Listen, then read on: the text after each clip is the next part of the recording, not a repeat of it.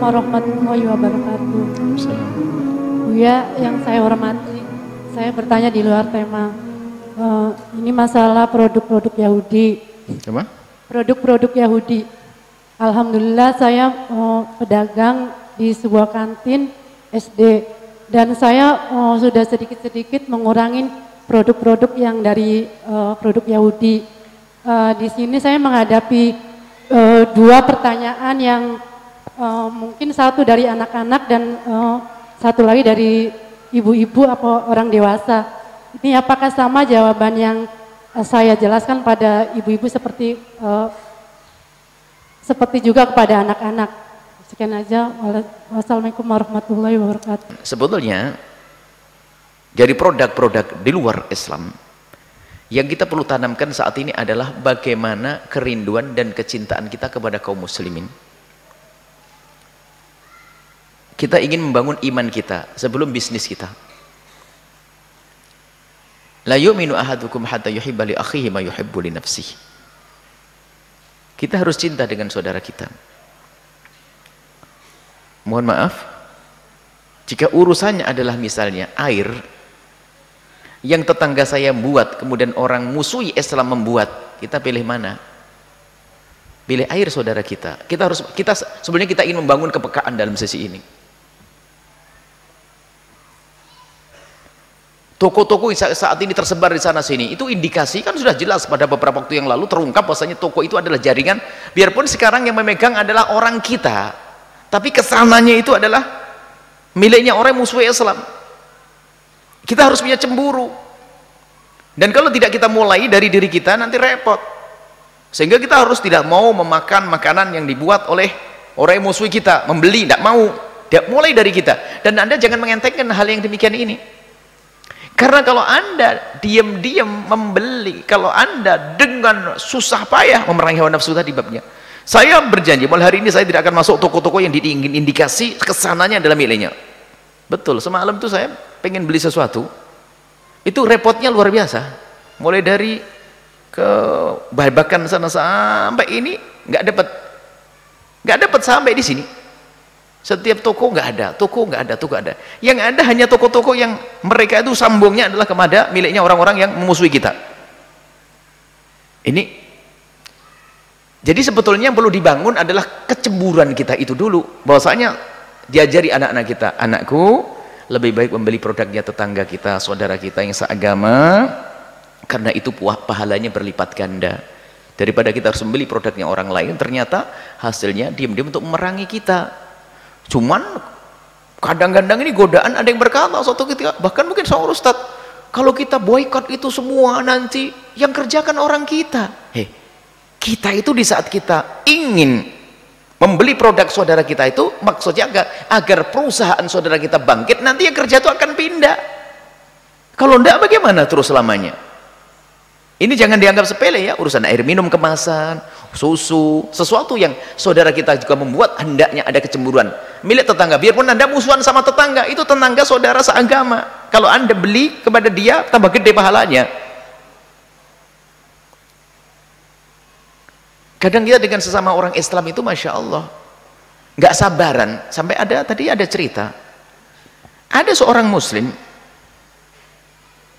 dan melihat sendiri dia, seorang muslim jadi kuli di tempatnya orang yang bukan muslim, padahal manggilnya bosnya itu dengan panggilan macam-macam binatang ini, tapi dia bertahan di situ.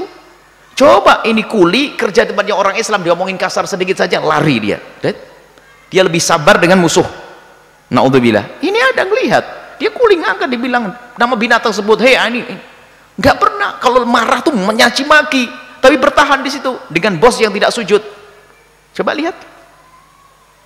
Tapi kalau dengan bos yang sama muslim, lihat, dimarahi sedikit saja langsung lari, padahal gajinya juga sama. Karena sudah ada kemunafikan di dalam hati kita ini. Maka waspada, jangan-jangan Anda termasuk munafik. Wong tetangga Anda jual air, kenapa Anda beli airnya orang lain?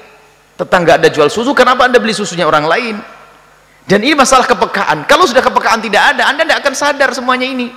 Belum lagi nanti program-program, mereka juga punya program dengan bisnis mereka.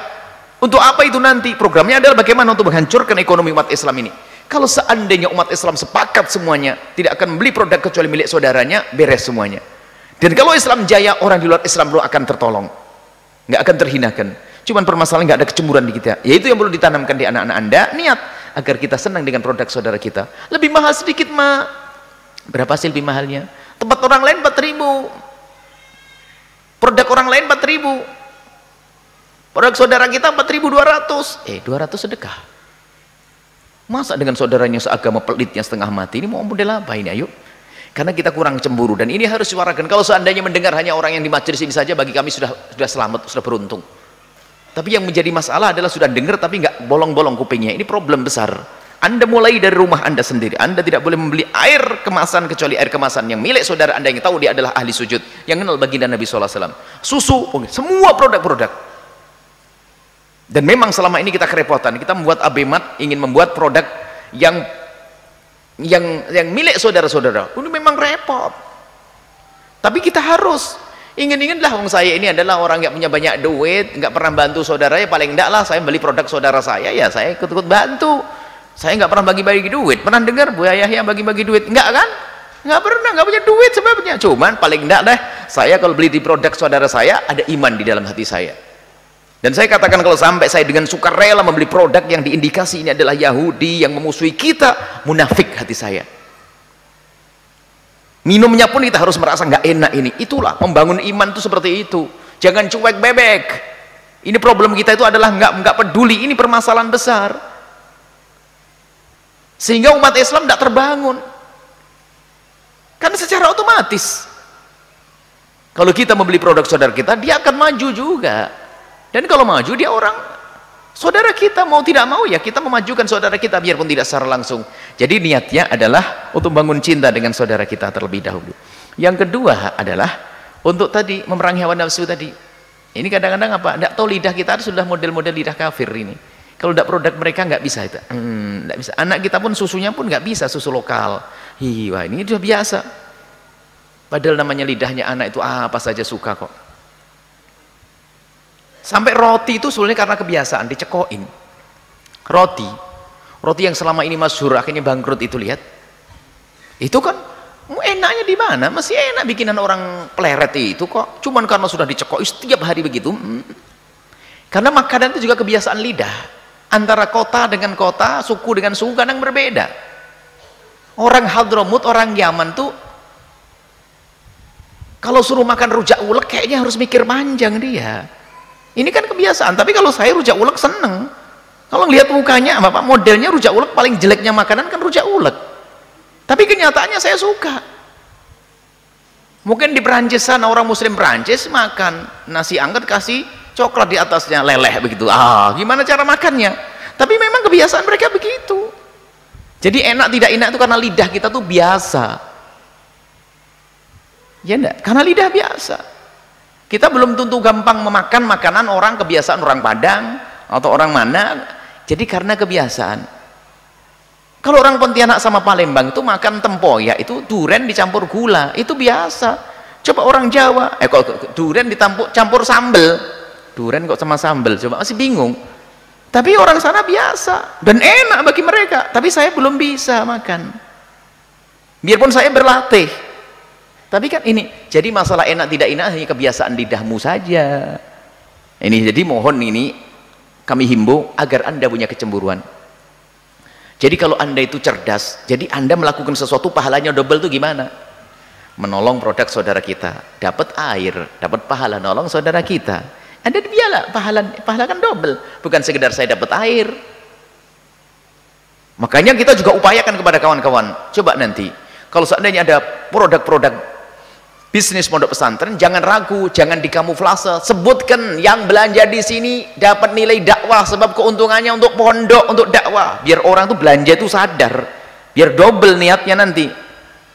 Jadi kalau belanja ke sini bukan sekedar belanja produk saudara kita, pertama belanja Anda dapat, yang kedua produk saudara, yang ketiga untungnya adalah untuk pondok misalnya. Tulis yang gede, karena kita perlu bangun kesadaran itu penting. Sehingga rindu, sehingga apa? Kalau sudah ada nilai dakwah, nggak penting lebih mahal sedikit. Dan memang untuk dakwah. Jadi membangun kesadaran itu penting. Jadi orang rindu melakukan kebaikan, itu yang kita inginkan. Jadi sampaikan kepada anak-anak seperti itu. Jadi tujuannya banyak anak ya.